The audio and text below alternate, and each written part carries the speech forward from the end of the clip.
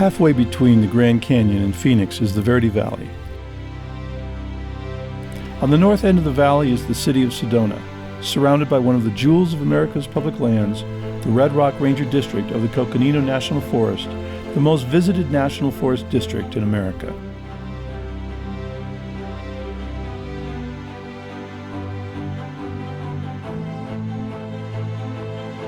Millions cherish the Red Rock experience, but powerful outside interests and many Arizona politicians cherish more the land's potential value to the state and to private interests.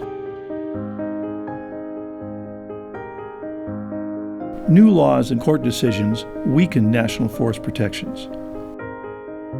Over time, much of Sedona's majestic public lands could be lost in pieces to private interests, or all of it could be seized by the state of Arizona for development and exploitation.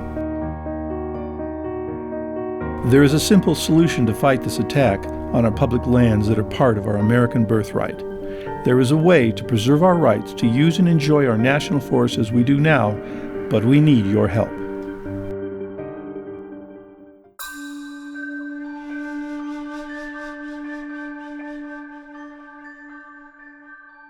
Around 50,000 people live in Sedona and the Verde Valley, and close to 4 million visit the area each year, spending $326 million,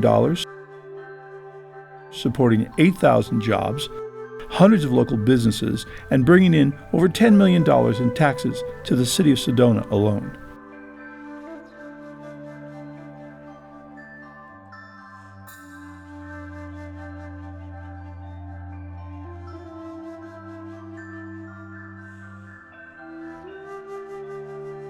USA Today named Sedona the most beautiful place in America and America's third best small-town weekend escape. Condé Nast Traveler ranks Sedona as America's fifth best place to retire. Trivago named Sedona the third best city to stay in 2016. U.S. News & World Report gives Sedona very high rankings in many categories.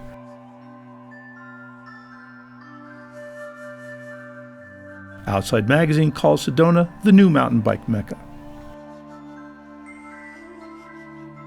The area is rich in Native American history, from the hunter-gatherers of 14,000 years ago to the cliff-dwelling, resourceful, and resilient Sinawans arriving around 1,400 years ago, to the arrival of the Yavapai and Apache nations around 700 years ago, up to today's Hopi and Yavapai Apache nations with their deep cultural connection to these lands. Antiquities of this ancient heritage are found in cliff dwellings, artifacts, structures, and thousands of images on red rock walls.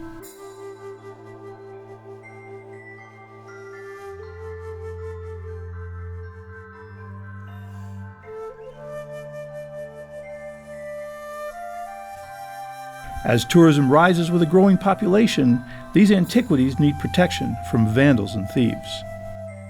At the same time, Sedona's national forest lands need protection from the serious and increasing threat of development, exploitation, pollution, and loss of access.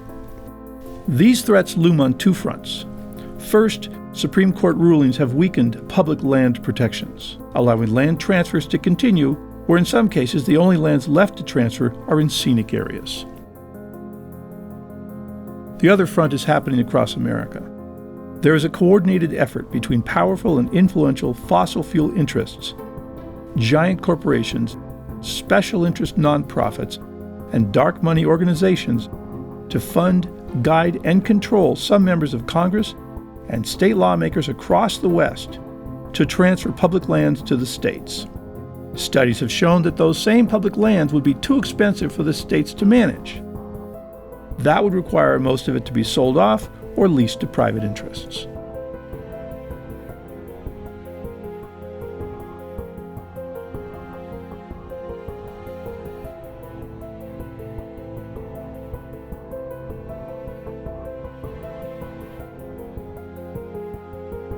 For example, ALEC is a nonprofit tied to powerful oil billionaires. As of 2011, ALEC boasted 2,000 legislator members and around 300 corporate members. Corporations pay for a seat on ALEC boards and task forces. There they can create and lobby for model legislation that benefits their bottom line. They vote with legislators on model bills and resolutions that legislators take home to state houses and introduce as their own.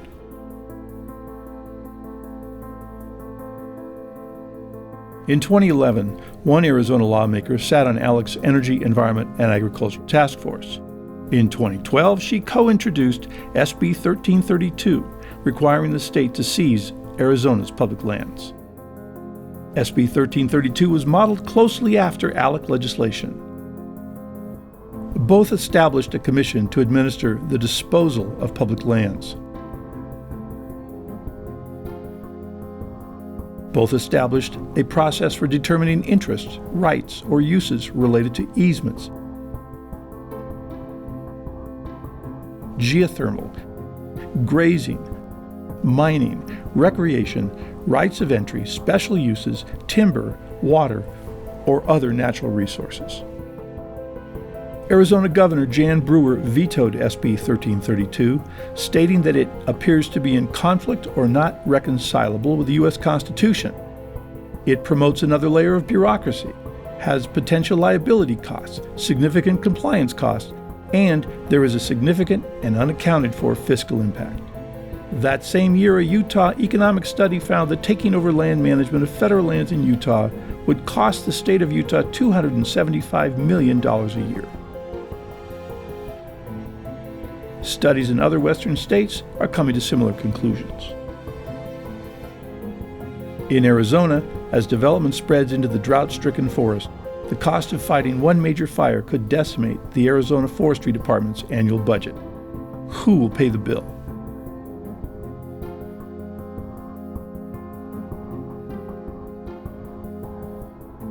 Today, most Arizona bills of any significance are modeled after ALEC legislation.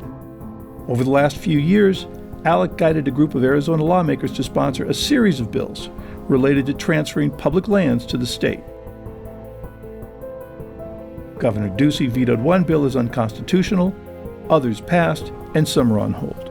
So far, the push to seize public lands has been stopped by the U.S. Senate, the President, and the Constitution.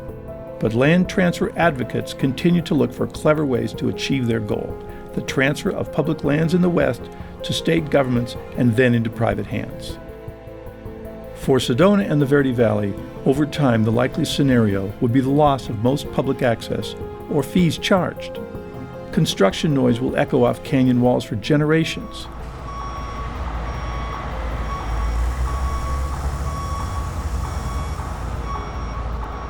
Stars will fade behind air pollution and dust. And then there are the animals, thousands of them.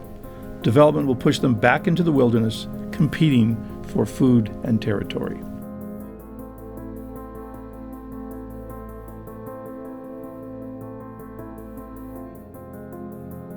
The best method to protect the tourism engine of the Sedona and Verde Valley economy and preserve the Red Rock experience for children and generations to come is to ask America's president to proclaim the most vital national forest lands in and around Sedona a national monument.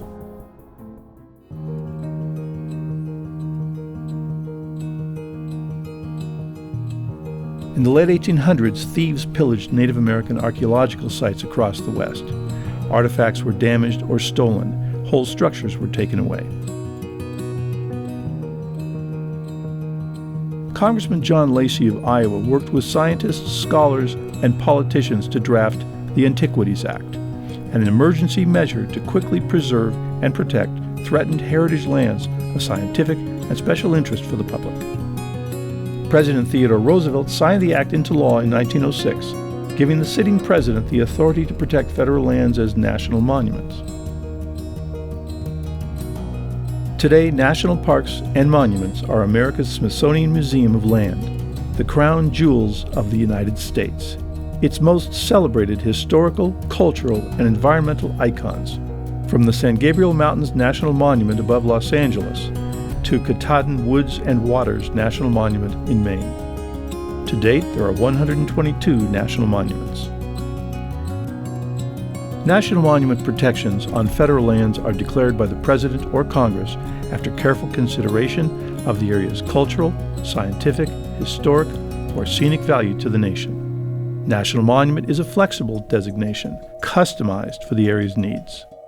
And what the Sedona Verde Valley area needs is a higher level of protection for its most vital national forest lands, protection that stops land trades, new private development, new mining claims, oil and gas wells, and logging on the national forest lands found within the red lines of this map.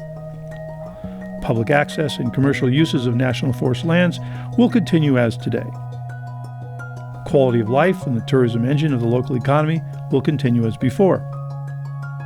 The monument will continue to be managed by the Forest Service. Hunting and fishing will continue to be regulated by Arizona Game and Fish. The successful Red Rock Pass system will continue to help pay for trailhead maintenance and support. Private property rights will remain unchanged by a monument designation. It will not affect water rights, which are under the jurisdiction of the state of Arizona. The only changes most people will notice in the area are national forest signs replaced with national monument signs. Please visit our National Monument website for more information. At the top of the Oak Creek watershed, springs supply Oak Creek and aquifers that are an important part of the water supply in Sedona and the Verde Valley. Land development releases a variety of dangerous chemicals that contaminate wells and water supplies and disrupt habitats. Development can also deplete available water, leading to potential overpumping of the aquifer, causing wells and perhaps even the perennial Verde River to run dry in the summer. Developers hunger for the lands south and west of Sedona, with visions of thousands of new homes near the 2,000 homes already planned on private land. A monument designation would protect surface waters such as Oak Creek and the aquifers that feed area wells and ultimately flow into Phoenix water supplies.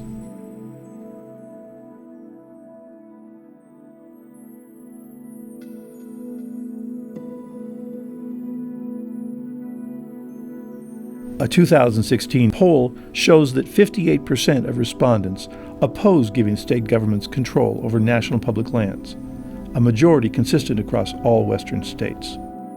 Most western ranchers won't support the land transfer movement because it would almost certainly raise grazing fees and in some cases restrict access to lands for their livestock. According to Field and Stream magazine, the land transfer movement would devastate hunting and fishing. Think back on your favorite experiences in life. Chances are, many of them were on public lands, perhaps some in Sedona. For over 40 years, a majority of area residents, constituents, and stakeholders have repeatedly voted for community plans that call for the preservation of open space in and around Sedona as one of the highest community priorities. From 2003 to 2008, the Sedona City Council, along with strong public support, repeatedly issued resolutions requesting protection.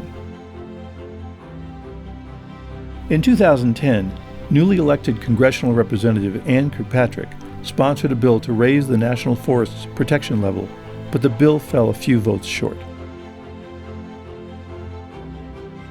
Sedona and the Verde Valley need your help.